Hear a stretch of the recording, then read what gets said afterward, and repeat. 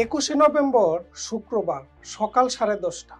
পুরো দেশবাসী ছুটির দিনের অলস সময় কাটাচ্ছে। তখনই থরথর করে কেঁপে উঠল সারা দেশ।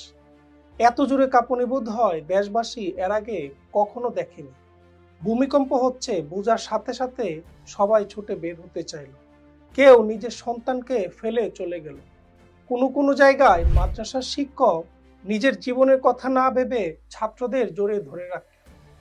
এভাবে কাটলো কিছু সেকেন্ড, তবে তা যেন ঢাকাবাসীর কাছে অনন্তকাল। ভূমিকম্প যখন শেষ হলো তখন অর্ধেক ঢাকাবাসী বোধ হয় রাস্তায় নেমে এসেছে। এরপরই খবর নেওয়ার পালা।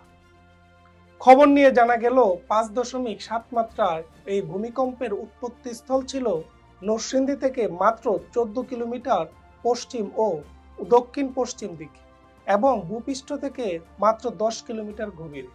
যদিও খবরে প্রথম সাভারের বাইপালের উৎপত্তিস্থল বলা হচ্ছিল, তবে এবার সবার অবাক হওয়ার মতো পালা। এর আগে যত ভূমিকম্প হয়েছে তার উৎপত্তিস্থল ছিল মায়ানমার কিংবা ভারত। এবার শোনা গেল দেশের ভিতরেই এর উৎপত্তি, তাও প্রাণের শহর ঢাকার খুব কাছে। এরপর ধীরে ধীরে ভূমিকম্পর ক্ষয়ক্ষতির খবর আসা শুরু করল। ঢাকার মুগদা মদিনাবাগে নির্মাণাধীন ভবনের রেলিং ধসে পড়ে ভবনের নিরাপত্তা কর্মী মাকসুদ নিহত হয়, যার বয়স হয়েছিল 50 বছর। পুরান ঢাকার আরমানিটোলার কসাইটুলি এলাকার একটি 8তলা ভবনের পাশের দেওয়াল এবং কার্নিশ খসে পড়ে। এ সময় ভবনের নিচে থাকা একটি গরুর মাংসের দোকানের ক্রেতা ও পথচারী সহ 3 জন ঘটনাস্থলে মারা যায়। নারায়ণগঞ্জের রূপগঞ্জ উপজেলার একটি ভবনের দেওয়াল ধসে পড়ে সেখানেই চাপা পড়ে 10 মাস বয়সী এক শিশু মারা যায়। ভূমিকম্পের উৎপত্তিস্থল নরসিংদীতে মারা যায় আরও 5 জন।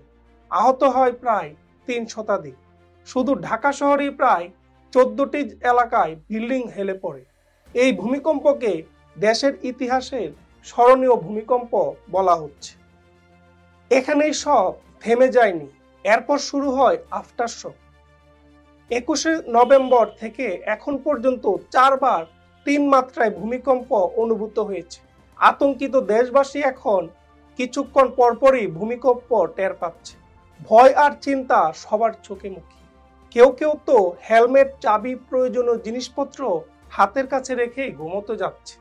তবে কেন এই ভয়ের পরিবেশ? হঠাৎ কি হলো বাংলাদেশে?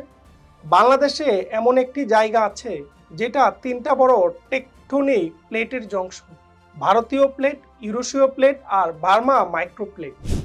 তাই দেশটা স্বভাবগতভাবেই ভূমিকম্প প্রবণ।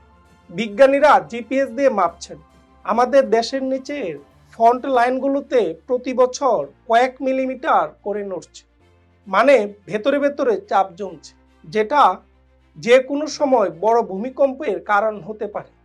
বিশেষ করে দেশের পূর্ব দিকে আরাকান সাবডাকশন জোন, এখানে ভারতীয় প্লেট ধীরে ধীরে বার্মার প্লেটের নিচে ঢুকছে। এই জায়গাটা অনেক বেশি ঝুঁকিপূর্ণ। এখানেই বড় বড় ভূমিকম্প হওয়ার সম্ভাবনা সবচেয়ে বেশি। বাংলাদেশে কয়েকটা জায়গায় সবচেয়ে বেশি রিস্কে: ডাউকি ফল্ট সিলেট, ময়মনসিংহ ও সুনামগঞ্জের দিকে, মধুপুর ফল্ট ঢাকা, টাঙ্গাইল সহ পুরো মধ্যাঞ্চল, চট্টগ্রাম মিয়ানমার প্লেটের সীমানা, চট্টগ্রাম ও উপকূলীয় অঞ্চল। এখন প্রশ্ন আসে, ভূগর্ভের গঠন কতটা উদ্বেগজনক? বৈজ্ঞানিকভাবে এখন পরিষ্কার যে আমাদের টেকটনিক সিস্টেম খুবই সক্রিয়। ভারতীয় প্লেট উত্তর পূর্ব দিকে ঠেলতে ঠেলতে একদিকে বার্মা প্লেটের নিচে ঢুকছে, অন্যদিকে ইউরোপীয় প্লেটটি চাপ দিচ্ছে। এই চাপ পুরো বেঙ্গল বেসিনের উপর এসে পড়ে আর ছড়িয়ে যায় আমাদের অভ্যন্তরীণ ফল্টগুলোতে। মধুপুর, ডাউকি, সিলেট, আসাম সব জায়গায় এই কম্পনগুলো কোনো আগাম বার্তা দেয় না। ঢাকা কতটা ঝুঁকিতে? বাংলাদেশে শক্তিশালী ভূমিকম্পের ইতিহাস বেশ পুরনো। 1642 সালে সিলেটে ভূমিকম্পতে বাড়িঘর ক্ষতিগ্রস্ত হলেও কেউ মারা যায়নি। 1762 সালে চট্টগ্রাম আরাকান ভূমিকম্প ছিল সবচেয়ে ভয়াবহগুলোর একটি। শুধু ঢাকাতেই প্রায় 500 মানুষ মারা যায়। অনেক গ্রাম পানিতে ডুবে যায়, নদীতে অস্বাভাবিক জলোচ্ছ্বাস ওঠে। বলা যায় সীতাকুণ্ড পাহাড়েও তখন আগুন বের হতে দেখা যায়। 1775 আর 1812 সালের কম্পনে ঢাকা ও সিলেট কেঁপেছিল ভয়ানকভাবে। 1865 সালে সীতাকুণ্ডে ভূমিকম্পে মাটি ফেটে বালু কাদা বের হয়ে যায়। 1885 সালের প্রায় 7 মাত্রায় বেঙ্গল ভূমিকম্প আর 1918 সালের শ্রীমঙ্গল ভূমিকম্প দুটোতেই বেশ কয়েকটি জেলায় বড় ধরনের ক্ষয়ক্ষতি হয়েছিল। দেখা যাচ্ছে প্রতি শতকে একবার বড় ভূমিকম্প হচ্ছে। তবে সেই হিসাব করলে আরেকটি বড় 7 কিংবা 8 মাত্রার ভূমিকম্প হওয়ার সময় এগিয়ে এসেছে। এর আগের বড় ভূমিকম্পগুলোতে ঢাকা শহর আর বাংলাদেশের অবস্থা আর এখন আগের অবস্থা পুরোপুরি ভিন্ন। এখন শহর ঘনবসতিপূর্ণ এবং দুর্বল কাঠামোতে ভর্তি। বোঝাই যাচ্ছে এই ভূমিকম্পগুলোতে ঢাকা শহর সামলাতে পারবে না। 7 থেকে 8 মাত্রার ভূমিকম্পতে অর্ধেক ঢাকা শহর ধসে যাবে, ক্যাজুয়ালিটি আরো বেড়ে যাবে, কারণ উদ্ধার কার্য করার মতো ঢাকা শহরের অবস্থা আর থাকবে না। সেই হিসেবে বলা যায় ঢাকা শহরবাসী টাইম বোমের উপর বসে আছে। বিপদ কিন্তু শুধু ঢাকাবাসী কিংবা বাংলাদেশিদের জন্য নয়। 21-22 এই 2 দিনে পুরো পৃথিবীতে প্রায় 97টি ভূমিকম্প রেকর্ড করা হয়েছে। এ যেন এক মহাপ্রলয় আসতে চলেছে। এভাবে একটার পর একটা কম্পন চারপাশের আতঙ্ক সৃষ্টি করছে আর বিজ্ঞানীদের সাবধান বাণী। সব মিলে স্পষ্ট যে একটা বার্তা দিচ্ছে, ভূমিকম্প থামানো আমাদের হাতে নেই, কিন্তু ক্ষয়ক্ষতি কমানো পুরোপুরি আমাদের প্রস্তুতির উপর নির্ভর করে।